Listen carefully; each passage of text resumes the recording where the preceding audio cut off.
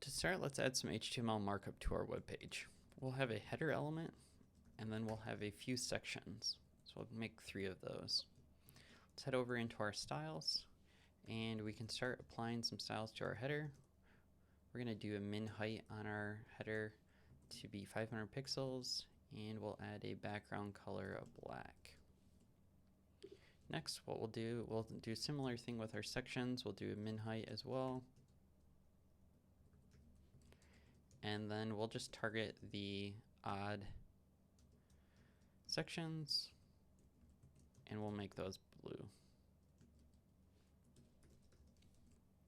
So now you can see here in our web page we have our header element at the top, and then we have our 3 sections here. Let's start by adding in our angle to our header element. So we're going to use a clip path, and we're going to make a polygon. And then this takes 4 sets of values, so we're just going to dump in 4 values here.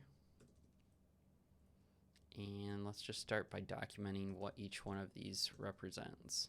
So this top one here represents the left top values. The second value is the right top. The third values are right bottom. And then lastly, we have the left bottom. So this is going to remove everything. So now we need to start placing in our values. We want our top right to be 100%.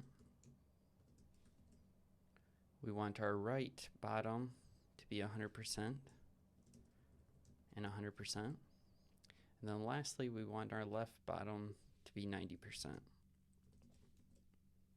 So now we have an angled bottom, and the top of it is still flush against the top of the web page. What we're going to actually do is just grab this clip path and bring it down to our section. You can see we start to get that same effect, but now we want to apply this to our right top as well. So we want this to be 10% to mimic the same angle as the bottom.